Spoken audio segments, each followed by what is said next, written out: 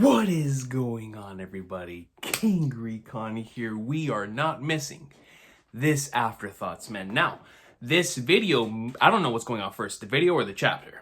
You know, the new chapter, but this video is gonna go out, man. Alright, I'm gonna get this video out, and we're gonna get the episode reactions leading up to episode 1112, because I will be there no matter what, man. All right. And so with that being said, I'm going to read a few comments here. It's not going to be a very long one. We've talked at length about these chapters over in the stream. So even if you are not into the reaction side of things, which I completely understand, we have great discussions over on the live streams each and every single time a chapter drops. So please either stop by and or watch it afterwards if you want our full in-depth conversational breakdown as we go through the chapter, talk about theories and stuff of that nature, raw feelings after a chapter has dropped, and or to seeing how my community feels about these chapters as well. And so if you want more of that, please definitely check out the after reaction part of those streams, because I'm telling y'all, man, the individuals here on the channel, they cook. I was just talking to the good brother Dak about this. Like, it's insane how much our community not only gets things right, but allows us to progress forward in a certain direction in regards to certain theories or ideas that end up blossoming into something super, super cool. And that always happens in those streams. And so if you're into that type of stuff and you enjoy these afterthoughts, definitely make sure to check out the conversation part of the streams if you're not into, like I said, the reaction stuff. But anyways, let's get into the greatness. I'm only going to read a few comments here. As I already told you all, these last few chapters have been absolutely insane.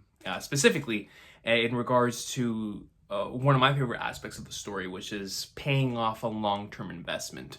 And when you see characters like Gaimon and Foxy and Tomorrow Black, and the continuous Vega Punk message that only fuels more theories and ideas, when we get a Joy Boy silhouette and Joy Boy dialogue within the same stretch of chapters, it's like, we are cooking, man. And the Vega Punk message, and it's been insane. It's been insane. So, rolling it back here, our first comment's gonna have to do with Kuma. I wanted to start off with this specifically because of what the anime has been doing with Kuma in the last few episodes that I've watched. It just reminded me of how incredible Kuma was in this arc, and how what they're gonna continue to do here in the future with the anime. And so I want to start off with this with PK Buggy saying that now that the arc is ending, what do you think will happen with Kuma? I expected him to sacrifice himself, but it seems like he's going to make it out alive with everybody. Part of me still has hope the revolutionaries will pull up, because it would make a lot of sense for Kuma to go with them. I also feel like it would be really nice for Bonney to join up with them too, following in her parents' footsteps. So with Bonney, obviously, the top two ideas that have been rolling around in the community, from as far as I'm concerned, are Straw Hat's Revolutionary Army. And with what's been happening lately, it really does feel like we're heading towards the Revolutionary Army approach, where Bonney takes Kuma over there and follows, like you said, in Kuma and Guinea's footsteps. Now, in regards to the Revs themselves pulling up, I still don't think that they're going to be pulling up, because you're going to be waiting on the Holy Knights to make their move before they decide to go out and sail, because that looks like the purpose that Dragon is going for, the goal the Dragon is going for. You know, the Dragon's all about the overarching mission, right, above all things. And so if at the beginning of this arc he and Vega Punk had that conversation that is going to lead to an eventual confrontation between Dragon and the Holy Knights, and that being the specific role that he's going to play in this thing, then he's going to wait until that thing happens, no matter what takes place in Egghead. And so I don't think he'll be pulling up. However, I do fully expect, if Bonney is to join with Kuma, that Bonney and Kuma will be there. Like I said, with Kuma, I'm still not sure about how his mental state's going to be or how it's going to play out in the rest of the story. But with Bonney, she'll be a major help in regards to dealing with the Holy Knights, especially if we have another Gear 5 running rampant, you know what I mean, throughout the entire world, right? We're going to have our two beloved white-haired legends going up in the lake somewhere. And so, in regards to Kuma himself, though, I've been thinking about this a lot, especially after the Stella died. I don't know if Oda's gonna kill off another character in this arc, but I think now I'm convinced that we're taking at least one Vega Punk with us, which is probably gonna be Lilith, and then the Bonney and Kuma are probably gonna take refuge with the Revs. Like I said, Oda's the master of ankle breakers, so they could all end up joining the Straw Hats and I'll be the happiest man on the planet. But I fully expect Kuma to go back to the Revs, and then we'll see what happens in the final saga on whether he'll be able to regain his humanity and or himself. I'm not sure what he's planning there. All I want is for Kuma to be happy after that flashback, especially with what took place after with the incredible Celestial Dragon Punch greatness, you know what I mean? But we'll see what happens. We will see what happens in regards to Kuma. I feel like that's the one character that I'm going to leave completely up to whatever Oda wants to do with him. Obviously, he's been in control already. So I'll leave it all in Oda's hands. He knows what he's doing. And he'll be going up in the swimwear. Now, speaking of Gear 5 and Bonney and the Luffy greatness, I want to talk about Bonney and Gear 5 because I don't think I've had the opportunity to truly discuss this greatness. So DJ07 comes in. Coach Final Saga keeps peaking. Oda keeps cooking. Let's go. So here's my question. I know this has been a controversial in the One Piece community, and you already answered this, but what are your honest thoughts on Bonney's Gear 5 transformation? For me, it doesn't matter. I don't mind it because as long as Bonney doesn't copy Gear 5 attacks, it'll be totally fine. Bonney spent most of her childhood trapped inside a church and then stuck inside a lab. She's only been free and sailing for 2 years. And even then, she was recaptured and had to escape again. Everything she understands about freedom, she associates with Joy Boy. So, of course, the future when she is most free would be the one where she is most like Joy Boy. I think most readers are just overreacting. That's all, Coach. Hopefully Oda's fine because we are still getting 13 pages. I think he might be focusing on live-action production stages. The volume is already at the end. So, DJ, a few comments here.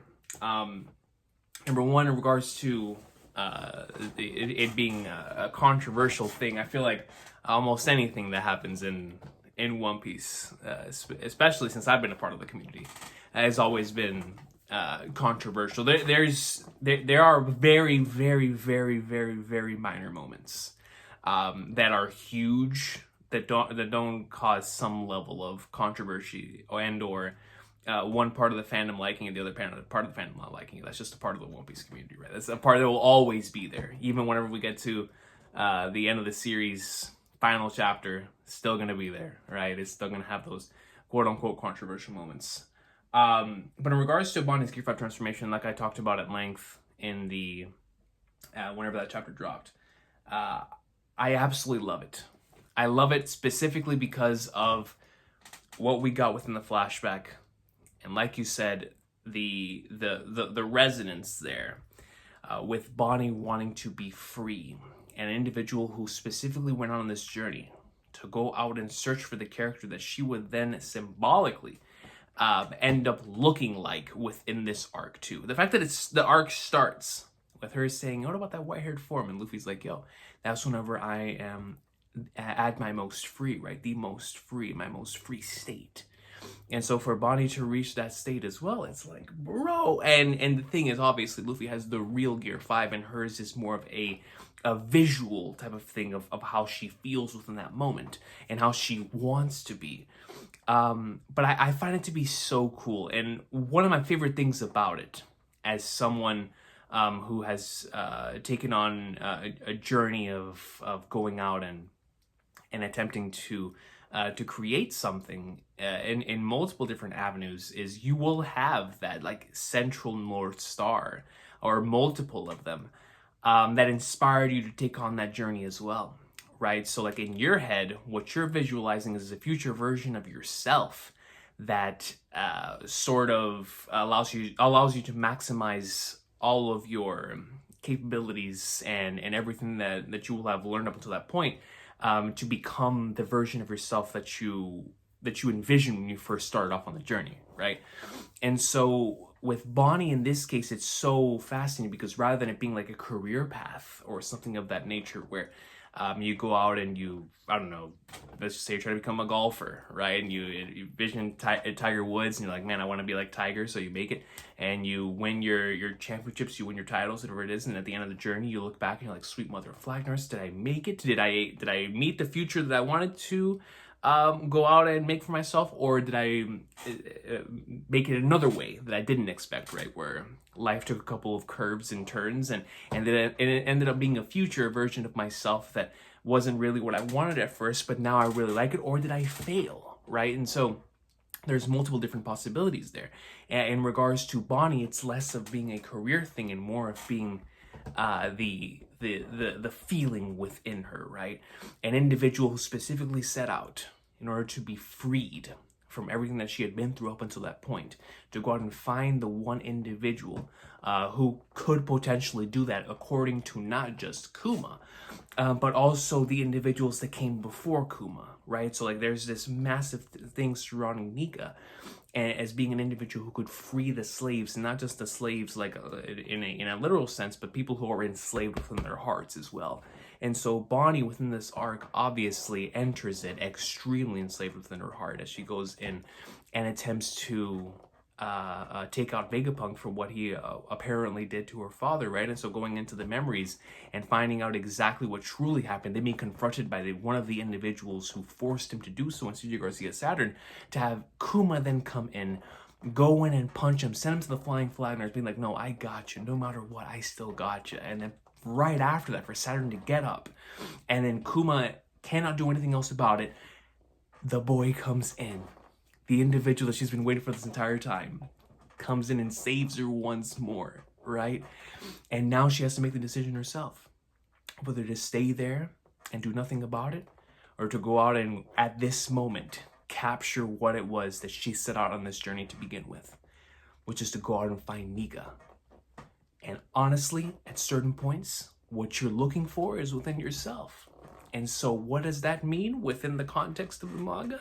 She herself becomes that embodiment of freedom visually, showcasing to us as the audience that she is finally freed from that burden and that pain that she's been through all these years. How could I not love Bonney's Gear 5 transformation? For me, it's not about logic. It's not even about the story making sense. It's about the fact that when I was reading chapters 1095 to 1104, throughout that entire Bonney and Kuma greatness, all I wanted was to see how the emotional payoff would come out, and to see that Kuma would go up in like Sumo and deliver one of the most satisfying punches of the entire story, and then Bonney and the other side of things would come out of it having a Gear 5 transformation because she is finally freed of that within. I don't give a fuck. I love Gear 5 with every fiber in my being. So that by itself is like, all right, this is the coolest thing ever. But when you add that level of thematic resonance into a character like that, oh my goodness, how could I not love it? How could I not love it, man? What if it gets to that in the anime? I'm gonna be in tears. In tears.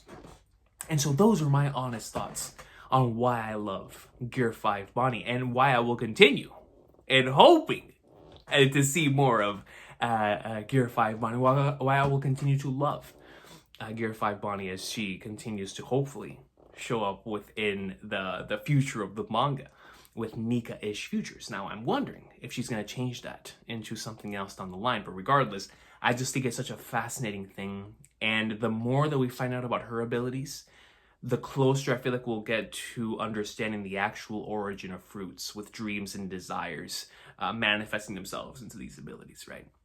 So it really does feel like, thanks to her, we are getting closer to the truth of the origin of fruits, and maybe even the origin of like the Gorosei and Imu's abilities as well. And so I love Bonney's G5 transformation. In regards to what you're talking about with the 13 pages, that's been something that comes with the territory of making a lot of double page spreads, right? Not only that, but with the current, with what's currently happening in the manga, Obviously I would love to have 18 pages. Excuse me. But if we're going to have any 13-page chapters, I'm talking just as a fan, not as someone looking out for Oda's health or anything, right? Which I am at all times, right? I prioritize Oda's health over everything. But as a fan, I would much rather have 13 pages of cameos and the Vega Punk message than when we get to Elbaf and the arc starts like 13 pages, when I'd rather get like 20 pages of like introductory material and finding out new characters, or maybe post Egghead rather than 13 pages. We get 18 pages of Emu this and Holy Knights this and Shanks this, you know what I mean? Like, if we're gonna get the 13 pages, let me get 13 pages right now. You know what I mean? I'll take the 13 pages right now. And then when it gets time to get into the peak, we're gonna get into some peak. And I also heard the other day that Oda's editors said that he's in good health and that he's doing well for himself right now. So I'll believe in the editors and believe in what they're cooking.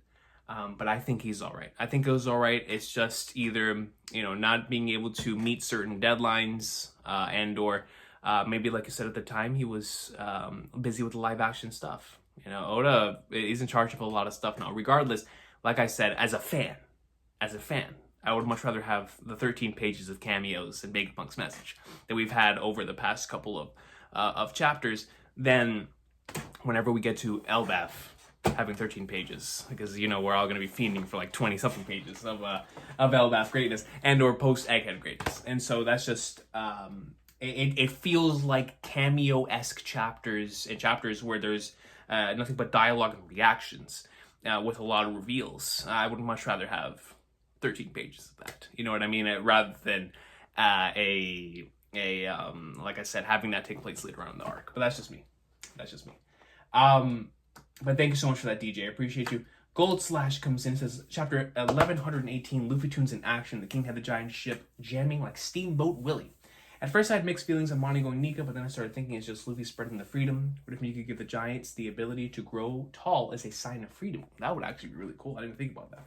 Maybe Joy Boy did the same thing on Long Ring Long Island and gave the animals the ability to stretch themselves they like. That I believe in 100%. As well as being an all-around people's champion if you smell what Oda's cooking. Now it's Luffy's turn to be a symbol of freedom, the people's champion, which he is. Thinking that Bonney couldn't become Nika because she didn't understand it. It's not about having a rubber stretching body, it's about being free.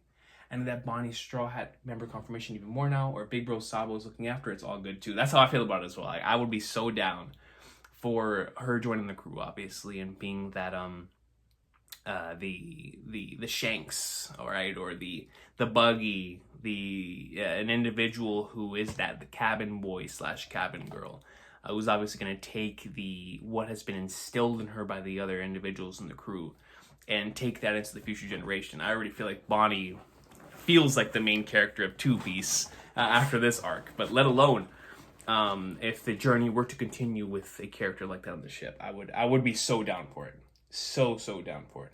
And then chapter 1119, what a chapter coach, like I said a couple of weeks, the Iron Giant E-Myth may have failed Joy Boy, but this time he won't let him down. E-Myth hit War Curry with a strong left. Sanji telling Bonney it's capturing orders has me wanting her on the team even more.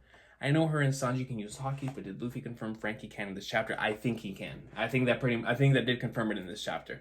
Zoro and Jinbei versus Nostro before we leave Egghead. Let's get it. I'd be down for more Zoro and Jinbei action, and you all already know how I feel about my boy Nostro, man. So let's get some more greatness. And extra idea with this guy on Twitter, Jabulcare was saying, Oars could be Joy Boy. Thoughts on this, coach? Hope I got the name correct. Have a good one. So I've actually discussed this before on the channel in regards to the continent puller, the Luffy being the shadow for Oars. It just felt like it made sense, especially the more I reread that arc, the more it feels natural. Now that we have that giant straw hat that took place, or that is in the catacombs of the Holy Land, it just felt like a natural fit. The only thing is the timing, right? Oars, if I'm not mistaken, was around about 400, 500 years ago. So he wouldn't be able to be the Joy Boy from 900 years ago unless he lived for a really long time, or they froze his body and they discovered it 500 years later or something. Then I could see Oars being Joy Boy. But I guess that remains to be seen. But that is definitely an idea that I've absolutely loved ever since it was first brought up to my attention in the community.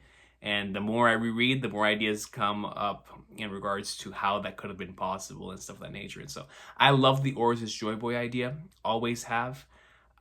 It would just have to make sense from a timeline perspective, right? But I guess we'll see. We'll see what happens. And on the same line of thought, I'm really enjoying this, the Toki sending E-Myth into the future stuff and sending him to where he would resurface again 200 years ago with what took place in the Holy Land. I think that's such a cool idea. Such a cool idea. Regardless, thank you, Jeremy Saran 4574 says, Coach, you need to beat the fraud allegations, catch up with the One Piece anime. We were catching up to the One Piece anime, man. We were catching up. As a matter of fact, right after I leave this and stop recording the Afterthoughts, we are going to finish the final 2 episodes, which I hope to have up by either tonight. I don't want to be able to do it tomorrow or Friday. Or, you know, or we're gonna get that video out before that chapter, before the episode drops. You know what I mean? Before the Divine Departure Greatness drops, I'm gonna get those reactions out, man. And so I'm almost done anyway. Like I said, I only have 2 episodes left. Let's read a few more here. Pyrat comes in and says, I'm just here to say how much I love the Kaku Stussy interaction peakness. You know, that's one of those things that often gets lost in the sauce because of just how much insane stuff we're getting in the manga right now, with great character returning cameos, the reveals, the message, the Void Century stuff. It's like, man, this is crazy. In the midst of all of that, we have brilliant character interactions like what we're currently getting with Kaku and Stussy. And I mean, I've been thinking about it since catching up to the anime again. I'm seeing like the fruits of that, or I should say the beginnings of that, the promises of that, with their early interactions in the arc. It's just got me thinking of how good the payoff has been for that. Like, Kaku and Stussy have been brilliant, absolutely brilliant within this arc. I'm loving it. I'm loving what they're doing with Kaku and Stussy. Derek of Rivia comes in. He says, in regards to manga and anime, what are your plans for the future of the channel? What do you want to do, not what you think we may want? I don't watch the gaming videos, so I can't speak on those, but should basically be prepared for only OP reactions / discussion from here on out. Also, is it a view per video issue? I understand that because the OP videos get 5 times more views than your others. Whether it's a Akane discussion, a Kagura Bachi reactions, 25 days set, a Recon series retrospective, speaking for your hardcore fans, we would be here for it. Derek, this is an excellent question, man. It's such an excellent question. You have my brain kind of popping here. So, in regards to answering the first part of this, which is it a view per video issue? Absolutely not. Absolutely not. I'm a firm believer that, and this isn't just me saying this because of my own personal experience, but I watch quite a few other channels that will cover stuff that almost no one knows about. But it's because it's their voice and their creative vision behind covering that material that brings individuals like myself to go over and watch it, even though we don't know what the flying flagnars they're talking about, right? And so I've always believed that no matter what it is that someone can be discussing, if that creative vision and or voice is strong enough, people will come to watch. It's just the way that it works, right? And so I'm a firm believer in that, which is why the view per video thing has never been something that I've really been big on in regards to when I look at my analytics, right? That's not something that has ever been a big thing. Now, in regards to the thing that you're speaking on in regards to what I would like to do with manga and anime in the future and like the current state of the channel, if it's going to remain only OP reaction discussion from here on out. As I talked about last year in the update video, the shift in the channel has not really been in the focus towards only One Piece stuff. It's been a priority shift towards what needs to be done right now, as opposed to what I would really like to get done, considering what I've been working on. And what I mean by that is, every single week, I know I have to come on here and do the One Piece greatness, because it is the reason why I created the channel, and it is the thing that has kept me here, and will continue to keep me here, for as long as I will continue to do this, right? And so if there's going to be one constant thing that I'm ever going to do, it's always going to be that, right?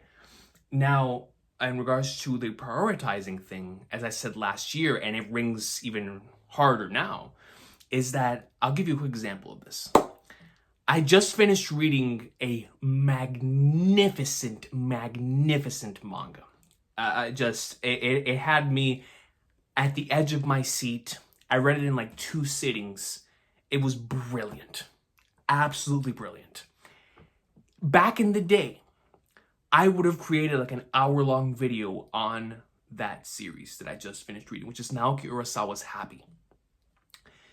I would have created an hour-long video, minimum, on just how incredible the experience was. Now, because my mind is so wrapped up in my writing journey, when I finish something that truly impacts me, rather than it inspiring me to go out and create a video, 9 times out of 10, it is pushing me in the direction of my creative juices can't stop flowing, and I have to put words down on the page. And so it's a difference in priority, rather than it being a view per video thing and or a time thing. Like, I have the time, man. Listen, you're talking to someone who, back in the heyday of the Kingdom reactions, I used to record those like 2 in the morning, because that was my only free time in the day, and we were still getting it done. If I wanted to do it, I would do it. Like I said, the problem is where the priority currently stands in what I want to accomplish. And what I want to accomplish is your boy wants to get my work out into the world. I'm trying to become a published author, man. That is my #1 goal right now. And so when I'm reading something, watching something, playing something, what would have been back in the day a video that expresses that creative energy is now going towards this. And I can't help it, man. I can't even tell you the amount of times that I've experienced something, especially that I know people would like to hear my thoughts on, that I just have to sit down, grab this thing and start typing, man. And or grab my notebook and start going ham. And it's like, I can't help it. And that is why I made that update video last year, because I knew what the current state of my mind was and that I would not be able to do what I did before in the past. And so that is the real reason why there hasn't been as much variety in content as there was in the past. Trust me, I'm still experiencing a lot of greatness, man, and I would love to experience even more greatness. The problem is that the creative energy is being output in a different direction. If it was up to me, like I said, I would have an equal flow going on in both directions. Let's just say I have like 1 billion videos that I still want to record, but I'll just give you a quick example, right? I've always wanted to make a video on why I love Final Fantasy VI, right? Like, that is one thing that continues to resonate in my mind, and that is something that I really would like to talk about one day, because I've watched so many Final Fantasy VI retrospectives in my time here on YouTube, and none of them have struck something that truly impacted me. So I feel like I would have something to say there that has not been stated within the world of Final Fantasy VI coverage. The problem is, when I start doing research in regards to that Final Fantasy VI greatness, it inspires me creatively to want to work on my own stuff. And that is the issue that I continue to run into. In so many things. I mean, even just recently with Monogatari coming back. Y'all know I flippin' love Monogatari, man. Except now, rather than me going on here and recording a video for it, the creative output is going somewhere else, right? And that is the issue that I've been running into with a lot of the stuff that I've been experiencing. And so that is the real reason why, like I said, the variety of series that I once covered is not the same anymore, because a lot of those very same things are influencing me in a completely different direction. The reason why stuff like, let's just say, like One Piece or the Trails, the consistent things that bring me back to doing YouTube videos on a consistent basis, is that there's like a shift in the mind, right, for those in particular. I'm still trying to figure out why that is the case. But when it comes to Trail stuff, when it comes to One Piece stuff, I'm automatically in mindset of, oh man, it's time to record some peak, or it's time to record this, or it's time to record that. But even with those 2 series, especially with One Piece, it will inspire me creatively to want to go out and write and or plan something out, right?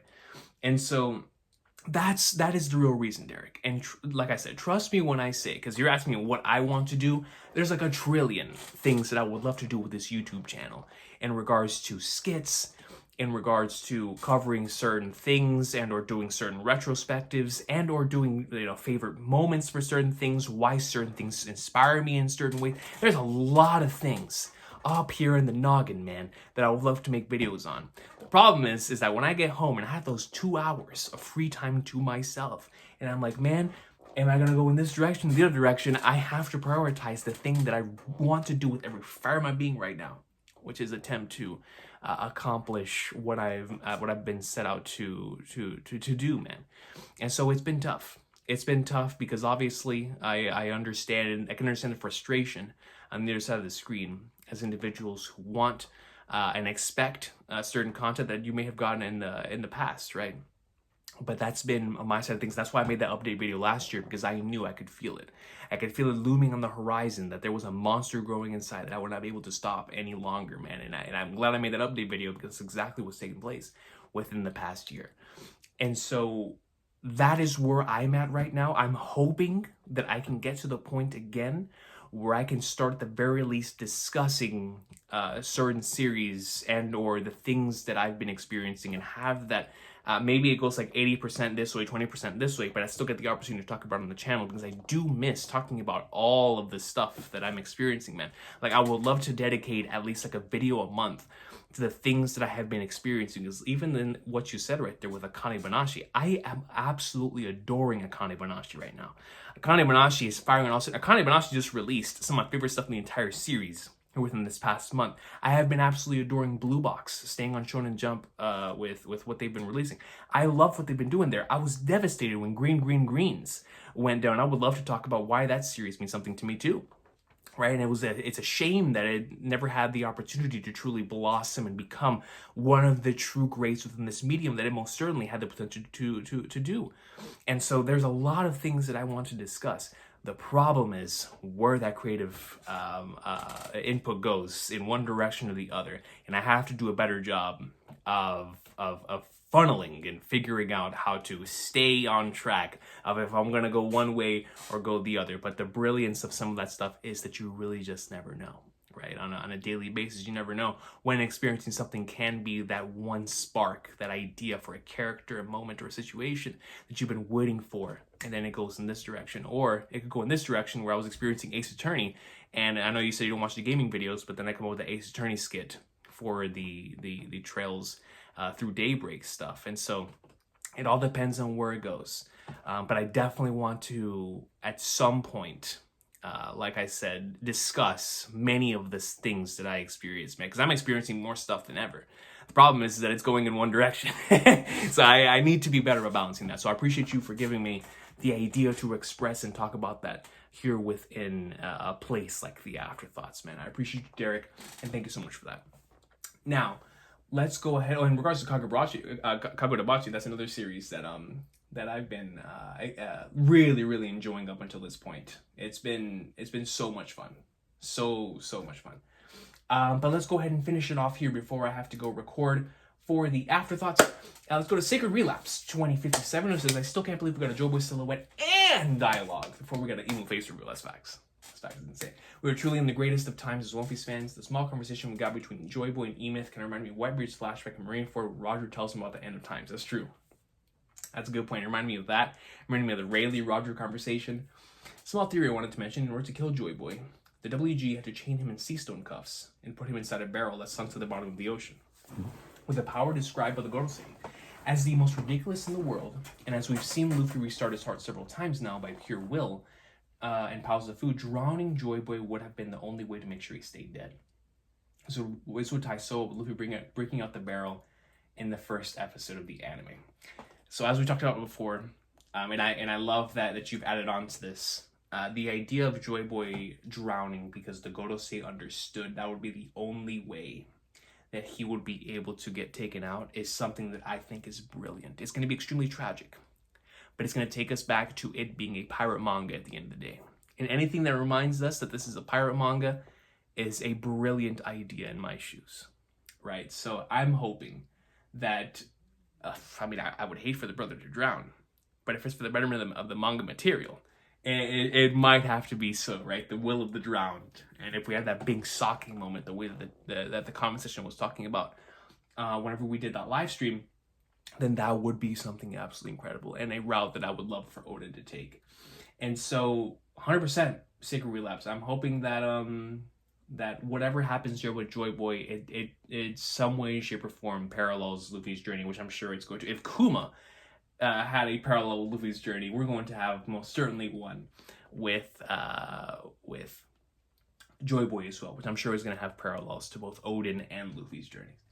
So until next time, y'all, I hope y'all have an awesome one. I know we had a few more comments here, but I have to go record the episode reaction. And like I said, I am on a mission to go and catch up before the Shanks Divine Departure episode airs. And so we are going to do that. But until next time, y'all have a good one. Thank you so much for watching. Take care, and I will see y'all for the chapter this, hopefully on Thursday, if not on Friday. I'm going to assume Thursday because we've been doing Thursdays lately, but I will see y'all then for the One Piece grade. What is going on, everybody, and welcome to part 2 of the Afterthoughts. I have 2 comments that we're going to be reading in this one. Thankfully, we already have the first half, which was for the other set of chapters. Don't really have much to add this week, but I did at the very least want to highlight these 2 particular comments, which I think could lead to very interesting scenarios, and I'm super, super excited. First one coming in from Leodog468, who says, could Battle Franky team up with the Iron Giant? My brother would be in Giant Robot Heaven. I would be in Giant Robot Heaven for sure. You know what I mean? You know, especially with the potential references to Messenger Z that we made last chapter, I was like, let's go, man. So if Franky and the Iron Giant team up for like a Franky of the past and a Franky of the present type of deal, which is something that I hope gets done more often, right? Especially since we know it's not going to happen with Joy Boy. But like, let's just say a hypothetical example, it's like Zunisha. It was really the Chopper of back in the day. Then having like a Chopper and Zunisha tag team attack would also be cool down the line as well. But the most clear parallel for sure is the E-Myth and Franky stuff. So if they both can fire a weapons left at the same time, I think it would be the coolest thing ever. But he also could be charging something extremely dangerous, similar to how Toei shut off the Divine Departure. You know, shutting off that massive explosion. Could be something like that as well. And so if something like that would happen, that would be super, super dope. Like, extremely, extremely dope. So I'd be so down for that, Leo Dog. Like, you have no idea how down for that I would go. Then we have Quag King 02, who comes in. It's a very long comment here. I hope that's okay. No worries. We as long as the passion is coming through the words, there is no problem with how long the comments can be. Quag King comes in and says, maybe it's just me because I'm a big fan of Astro Boy, Mega Man, and so on. Great taste. But the Satellites quickly became one of my favorite groups in all of One Piece. I'm the #1 hype man, so I'm sad that they have to die one by one like this. I've been thinking nonstop about what the fate of Lilith might be after the latest chapter, so recently I've dug deep and found some oddities that I'd like to share. We all know that the Satellites contain Stella's memories of the outside world, as shown by Shaka and York, but in chapter 1090, Lilith shows a lot of excitement over being able to leave Egghead for the first time, as if she had no personal recollection of visiting any other islands. This either tells us that she doesn't have those memories, or she holds enough of her own individuality that it sometimes overrides Vegapunk's own memory. It seems like Lilith, out of all the Satellites, has always been the most diversely expressive. Rather than being evil, she's mostly just depicted as a jolly, if not mischievous, hothead, who deep down has a huge soft spot for her friends. Way back in chapter 1061, Lilith introduced herself to us on the Egghead arc with the statement that the burning flame of one's primal desire is impossible to put out. That's a great point. That's a great point. In hindsight, we now know how this properly applies to York, Seraphim, and Kuma. But this whole time, hasn't Lilith's emotional and adventurous spirit totally overpowered her artificial duty to be evil? What's going on with her? Well, here's something that's been lost in translation throughout the Egghead arc. In the text bubbles of Japanese chapters, the Vegapunks have almost always referred to each other by the kanji of their assigned personality traits. Maybe it's their way of acknowledging each other as extensions of Stella rather than separate individuals. Very well could be the case. This is the kanji for evil that the other Satellites typically refer to Lilith by. Take an important note of the brackets that are around the kanji. They're basically the Japanese equivalent to quotation marks. Ah, interesting. See, I never knew that. And are used every time a Vegapunk's kanji is written. So it's like the perceived quality or personality trait that they have is in quotation marks. So Ririsu is Lilith's actual name in Japanese, no brackets, written just like any other average character's name. Astronauts usually refer to her this way, but the Vegapunks may also occasionally call each other like this in more personal scenarios.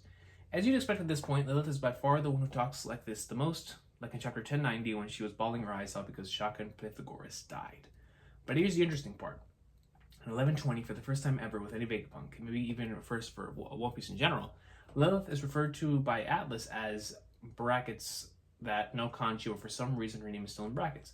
And there's seemingly no reason for it to be that way. To put it into perspective, the only other kind of characters I can find consistently written in brackets are Joy Boy, Poseidon, and Nika. That's definitely a great group to be put into. Those who hold more of a title and are shrouded in mystery. But for those who know Joy Boy well, such as Zunisha, Emid, and even Goldie Roger, they all address Joy Boy with no brackets. Ah, that's fascinating. So what changed after the switch on the back of the list head was deactivated? What's the reason for her name suddenly being specially highlighted as if Atlas were talking about a new character? The impression I get from Atlas is that the android known as Lilith the Evil is now just Lilith. But what does that even mean? Who or what exactly is Lilith if not a Vegapunk satellite? That is so interesting, man. Stuff that gets lost in translation. I appreciate this message so much. In chapter 1100, Vegapunk in the past explicitly said, if only there were 5 more of me, even though there are 6 satellites. Could there be something that we don't know? I guess we'll learn once she wakes up. But with everything we've established about her, the only conclusion we're able to come up to is that Lilith has secretly always had the strong DNA of a compassionate pirate in her. After being inspired by Clover in the newly kicked off pirate era, Vegapunk may have planned a successor to himself who was lively, brave, and rebellious, just like Clover in his useful days. That would be so cool. An individual, then we would have 2 people in our crew who are carrying on Clover's will. Punk 02 is the true successor to Vegapunk, clearly disguised as just a second satellite. That must be why all the truly evil aspects of Stella went exclusively to York. Lilith and the satellites were 2 separate projects this entire time. If that is true, Crag King, then you are cooking at the highest level. This is a fantastic comment. I don't have much to add because my mind is just in the Flagnards, but what I can say, and something that I think is really, really interesting, is this idea of Lilith waking up and being a new character. I've been wondering what would happen, once Estella would die. Obviously, Estella's already dead and we see the Vegapunks are still moving, right? So it's like, what would happen to each individual character? How once their connections are taken away from the Punk records, like what would happen to these characters? And I think what's going to be interesting here, going back to the Franky flashback, when Tom was talking about the creations basically taking a life of their own. I'm wondering if we're gonna have a situation here with Lilith in that very same way, where being with the Straw Hats is going to take what Vegapunk originally created and turn it into something brand new. Maybe when Lilith wakes up, like you said, we're going to have a blank slate, maybe an individual who carries those raw traits, such as being extremely mischievous and passionate and brave and like that of a classic pirate, but it's also going to be a blank slate in regards to everything else. And so rather than like in the past doing something that would be considered as evil, now it would be something that would be considered maybe of that same trait, but maybe done with good intentions. Or maybe we just continue down the evil route anyway, and we get some really, really cool potential possibilities for either character development and or seeing how an individual can utilize those evil personality traits for something good down the line, which I think would also be a really interesting thing to tackle with one of these characters, as we've already seen with multiple different characters, taking certain traits that wouldn't be seen as necessarily good and using them in a good way. It's something that One Piece has done in the past. And so either way, when Lilith wakes up, we're going to get a lot of these answers, but if they were 2 different projects the entire time, my mind would be blown. My mind would be like, yo, Oda was cooking from the very beginning, which we know that he was. I mean, literally everything in this arc has been extremely intentional from post-Egghead onwards, leading into, the very first interaction, which was Bonney in the water, coming out of the eddy, and we see little small Bonney, which we know now as like one of the biggest reveals in the arc. And so following that up with 1061, I would not put it past Oda to then have another extremely huge thing that would become very, very prevalent in a major reveal down the line too. So leave it to Oda then. leave it to Oda. Let's go ahead and read another one. I'm in now that comment has me as cooking. So let me read one more. Akbar J comes in and says, one of the editor's words on Eggheads, I guess it goes like, there are still some surprises yet to be revealed in this arc that is saved for the last. And that's so interesting if that is true.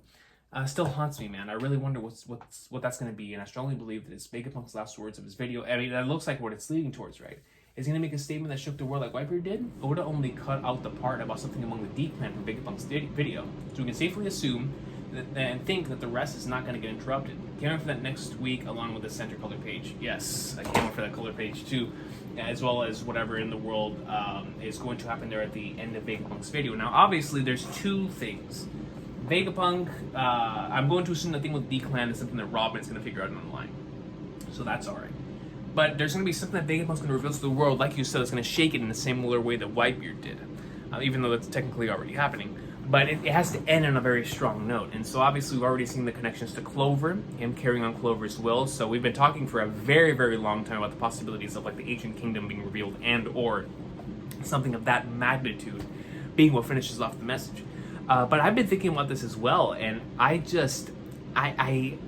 can't think of a better way to end this arc than for us to be like right out the door, and Vegapunk just reveals the largest piece of new info for the readers and the individuals in the verse to experience at the exact same time.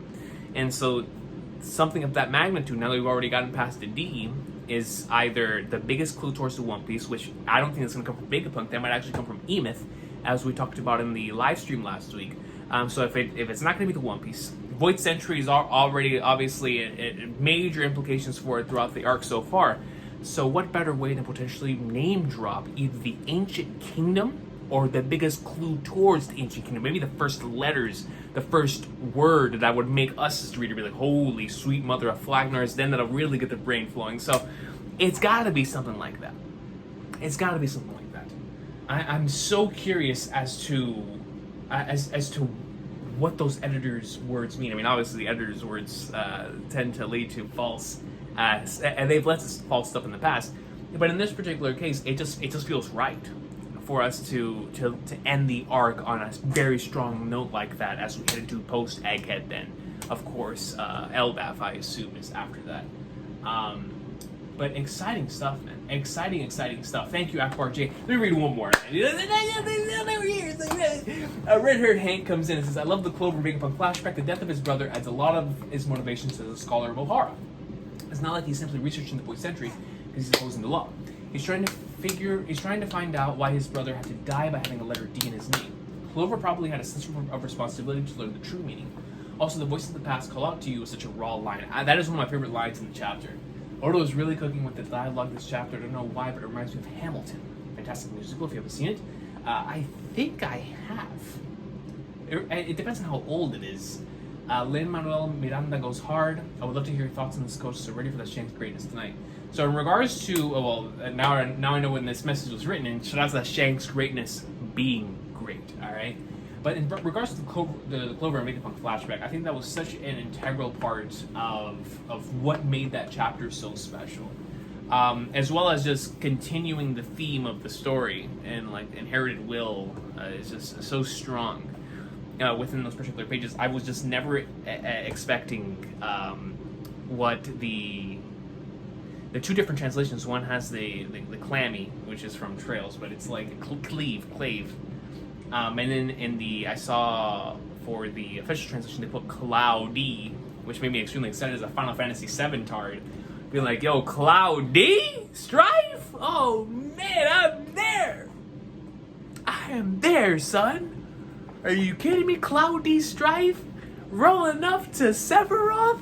Is that the Void Century? I'm in it! I'm in it, man! I was born to experience peak! And that would be the peak, alright? Are you kidding me? So that would obviously be incredible. That'd be incredible. But regardless, thank you, Red Hair Dank, for that. There was one comment before I end this video from last week that I could not get to. And I really wanted to get to this week. You don't rest right Praetorius' comment. So Praetorius, the editor, comes in and says, between the arc coming to an end and Joy grew up, I feel like now is a good time to go over the parallels to the Christian gospel for Kuma, Bonney, and Nika. It's been a joy to see some of the stuff in the story. Nika obviously matches Jesus. Aside from his well-known links, there's the Transfiguration, where Jesus stops limiting himself, takes on luminous form to reveal his godhood to the apostles. His face shone like the sun, his clothes became white as light. Matthew 17 too. That's not only in Matthew. If I'm not mistaken, I believe there's also something in Revelation that also speaks on the white cloak and maybe even the purple side as well. But I can't 100% clarify. I would have to go back and reread that entire book in order to see where exactly. I know the white clothing was definitely there, but I don't remember about the purple thing. But yeah, most certainly, 100%. Kuma matches John the Baptist. Absolutely, John was born slightly before Jesus and was also a survivor of the massacre of the innocents. When King Herod had all the male children killed to prevent the Messiah. We saw this come up before with Ace. John escapes to the wilderness where he lives following ascetic vows, becomes a preacher, and gains a large following. According to some sources, his father was killed for refusing to reveal his whereabouts. John is the one to point out Jesus as the Messiah, leading to everything that follows. After this, he's imprisoned by Herod Antipas, and in the end, his head is cut off as a present for Herod's niece. This matches Kuma's life from start to finish. It really does. It honestly really does, and especially while making the connections to Nika, right? Among his followers were Andrew and John, who became Jesus' apostles. Andrew was a fisherman alongside his brother Peter. Bonney, with their crew of fishermen, matches Peter. He's present for the Transfiguration, also the ones who walks on water with Jesus. And about the, he's able to do it briefly, but falls into the water, was faithful. I was just about to bring that up, but I was like, you know what, let me see if Praetorius cooks, and obviously he does cook. About the faith thing, right? Because obviously the faith thing is so integral and important to that entire moment, right? That's whenever you'll see like the most analysis done in regards to that entire situation. Is the faith in the in something like that, and that's exactly what Bonney has been dealing with there. That's exactly what just happened. Bonney is not becoming a second Nika, instead she is the embodiment of whoever believes in me will also do the works that I do. Exactly. John 14:12, which really complements that sort of struggles that Peter dealt with. I hope this is helpful to anyone worried about Bonney going Gear 5 or wondering what the point was. I'm just blown away at what One Piece has turned into since Luffy's awakening. Any connections you've made yourself, Coach? I mean, we've talked about the obvious ones in the past, right? About like the resurrection thing, which is the requirement to enter Gear 5, right? That potentially becoming very key once we find out more about that in the Void Century, assuming that this link is exactly what it is, the whole Joy Boy has returned thing. It feels like that's the direction that we're headed in. I just wonder if Oda, especially with like the whole saint thing that he's heading into for the Gorosei and potentially Imu, I just wonder, because obviously he's an individual who Odifies things, right? He takes things that have obviously taken place either throughout history or religion or mythology and mixes them into the and stirs the pot and creates something brand new out of it. I'm wondering how he mixes this particular stuff, because it is so interesting, as well as like the Noah stuff, right? And Fisherman Island, the actual happenings of the water coming in and resetting the verse, basically exactly what happened in for us. So it's just so fascinating to me that Oda's utilizing Imu as like the catalyst for that happening in the One Piece world, whereas in our world it was like the disobedience and sin getting to the point to where God felt like he needed to reset everything and cause Noah to go out and take all the animals and his family and everything and go out and sail for 40 days and 40 nights.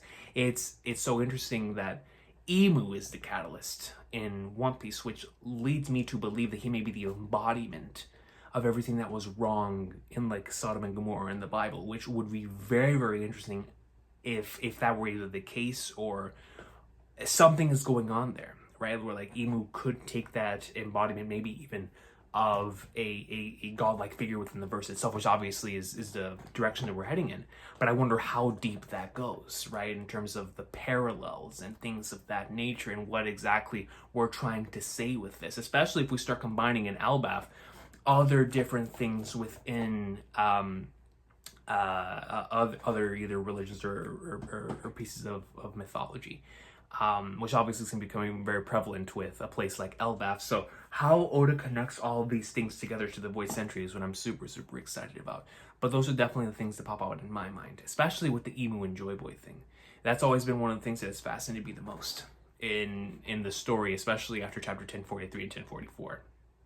And now that we see Emu as someone who rules in the darkness, it's like, it's so interesting the way that is playing out. And the more that we learn about Emu, the more we're going to come back to conversations like this and compare Emu to either great historical figures, religious figures, or individuals in mythology, as we have done in the past, and figure out that middle line of where Oda's trying to tie them all together thematically. And I think that's going to be an extremely exciting time, which is why I can't wait to see more of Emu, man. Like, that is the character, as we've been discussing for all of these weeks. You know, like, Instant Messenger Sama is the most interesting part of the story at this point in time in regards to as like a single character and their involvement in so many different things.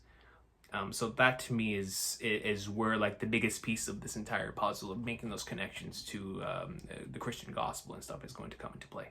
But regardless, this has been the Afterthoughts. Thank you all so much for submitting your awesome comments. I'm looking forward to this week's chapter so much, man, especially coming after the last one. Who knows what is going to be in store for this one, but I know for a fact that Oda's going to cook, because that's all he's done throughout the course of the entire arc. So I will see y'all next time. Thank you so much for watching. Take care. This has been the Afterthoughts.